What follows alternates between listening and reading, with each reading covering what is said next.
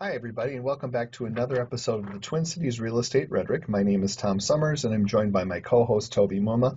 Hey, Toby. Hey Tom, how are you today? I'm good. How are you doing? Good, fine, thank you. Yeah, well, we've been out of it here for a couple of weeks, and we're getting back to it again. And we came up with a great set of discussion points for buyers. Yep. So we're going to run through all of them quickly today, and then we're going to have an individual video for each one of these in depth. Right. So our topic for today is 10 critical mistakes buyers can make when purchasing a home. That's right. Yeah, so Toby, why don't you start us off with number one? Number one, making an offer without being pre-qualified. Okay, and this Uh, is bad because? because number one, you don't even know if you can afford the property. Can't put an offer in without being pre-qualified. There's just a number of things, Yeah, but basically, I mean, that's the number one thing you need to do and before looking. being pre-qualified means you go to a bank, talk to a loan officer or lending institution, and find out what your monthly payments are, what you can afford, have them pull credit. And then there's also a difference between pre-qualification and pre-approval. Pre-qualification typically means you've gone through their direct underwriting system, like you've maybe input in their system. It comes through and says this is what they could qualify for.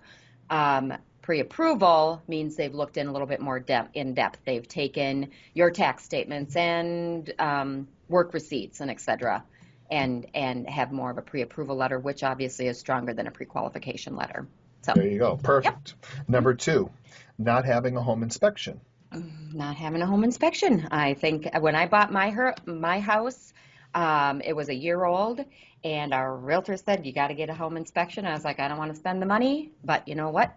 I'm glad we did, because we did find out there was a portion under the cantilever in the house that wasn't insulated, and water was running through it. And the house was only a year old. Yep. So I'm glad we had the home inspection. Age doesn't seem to make a difference any It more than the doesn't. style or type of home. Nope, nope, not at all. It's runs you 350 to 450. It's very affordable, and it's the best insurance you're going to spend. It really is. It's peace of mind. So Number three is limiting your search to open houses, ads, or on the internet.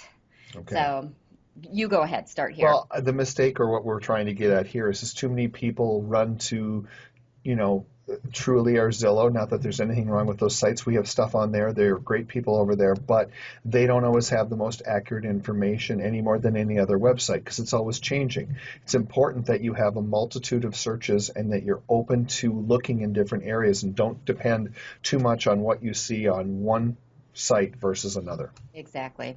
Yep. Yeah, Run- go ahead. Oh, I was just, you know what, and then just to add to that really quick, open houses. I'll be at an open house and I'll have people coming through and they're like, we're trying to make it to like 3 or 4 different open houses.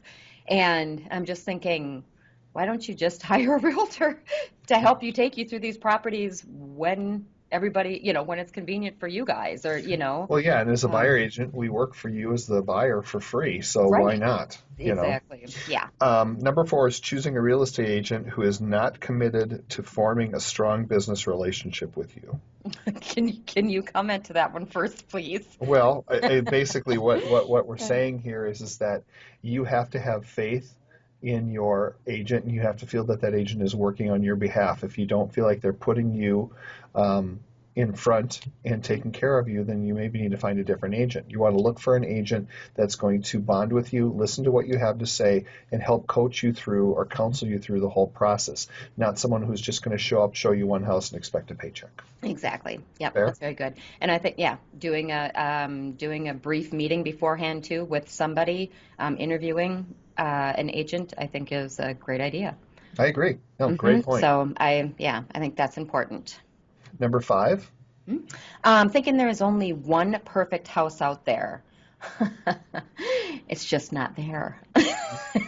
Yeah, Go that's ahead. true. Well, yeah, again, it goes to being back to the idea of keeping your mind open. There are certain people who don't like split entries or they don't like ramblers or twos, whatever it might be. Right. But keep your mind open to it and keep your mind open to different price ranges and, you know, try look at different things because more often than not, you'll end up buying a house if you're like other people that you didn't expect that you would buy the first time around. Exactly. And I think, you know, a lot of times I'll have to bring buyers back and say, okay, wait a minute, what are the top 5 things that you need in Hmm. a home? Let's Yep. kind of regroup, get those top 5 things answered, figured out, and relook again. Because, yeah, it's just the perfect house is not out there.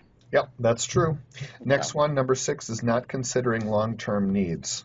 mhm. What do you think? I'm thinking more for children in the future. I always look at houses for resale value. I mean, if somebody's just going to be moving here, they're just coming here for 2 years, 3 years, something like that, and they're looking, or they're coming into their first house, they just want to buy something for the first 5 years. You got to look at resale factor. You got to look at children that you might be having. You have to look at if you have pets, location. I wouldn't necessarily move to where my job is because jobs don't always stay the Good same. point. I mean, so there's just Yeah. And you also things like don't want that. you don't want to buy a house that's smaller than where you are right now, so you've literally outgrown it as you've moved in. Right. You got to have some idea of where you're headed in the future, and I think the point that Toby made about making sure that it's a good investment for resale is, I think, critical. Yeah. And buyers don't want to think that way, but It's you know true. what? That's the way I'm always thinking. I'm like, okay, wait a minute. So, but yeah. All right. 7, Yep. not examining insurance issues. Meaning that you have to understand your coverage and you want to know that the insurance that you choose covers your home properly and that you have the right type of insurance. Too many people just go for the cheapest rate. That may not serve you the best. You're probably better off getting a larger deductible but carrying better insurance. So it's important for you to go out and shop and talk to different insurance agents and try to come up with as many possibilities as you can and pick the best plan for you. Right.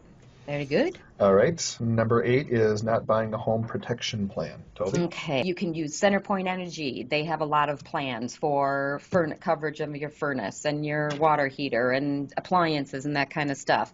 There are, Well, go ahead. it just changes depending on what you buy. So, let's say you bought a house that was only a year old, like Right. Toby did. Well, then you probably don't need coverage on your furnace and air conditioner and your appliances simply because you they're too new. So Right. then maybe you bump up your own home insurance a little bit more. If you're buying a house from the 20s and all the appliances are older, the furnace has been there for 30 years but it's still functioning, then maybe you want some type of a home coverage plan to cover that type of thing so that if the furnace goes out, they can't repair it, they replace it for you. Right. Right. And you don't have a huge expense. So, Hmm. yeah. So Yeah. I don't necessarily say that's a major mistake, but yeah, it just depends. Well, it depends. Anything's a major mistake if you don't take the time to consider your options. Good. Good. Yeah. All right. So number 9, not knowing the total cost involved. It Hmm. seems silly nowadays that everyone wouldn't know, but it seems like so many buyers are just they're so in love with the idea of buying the house and they find the home that they want to move into that all the financial stuff kind of takes a back seat. So Right. before you write an offer, you want to know how much your monthly payment's going to be, how Right. much taxes are, how much it could fluctuate, that type of thing. Yep, yep. What do you And I got to add always to that? say, what I say is if somebody, well, yeah, if somebody likes the property, I'll go through and we'll give the address to the lender and say, run this information, run Hmm. the taxes, Smart. insurance, and everything, and just, is this something? Look at what the payments are going to be, plus. If it's a house with an association or something like that, it's just basically look at what the numbers are going to be and just make sure you don't um, try to buy something that you have unexpected costs for. Hmm. Yeah, and the last one then is not following through with due diligence, Right. meaning that we as agents can only do just so much for you. We can give you the information, we can answer your questions, but you still have a role in this besides just buying the home. And it's that number 10 kind of covers everything we're talking about. You have to be involved. You have to look at each and every one of these scenarios and work your way through them. Some of them are going to be much more task oriented than others, Yeah. and some aren't going to be applicable at all. But you want to know what your options are, and you have to be involved in the process.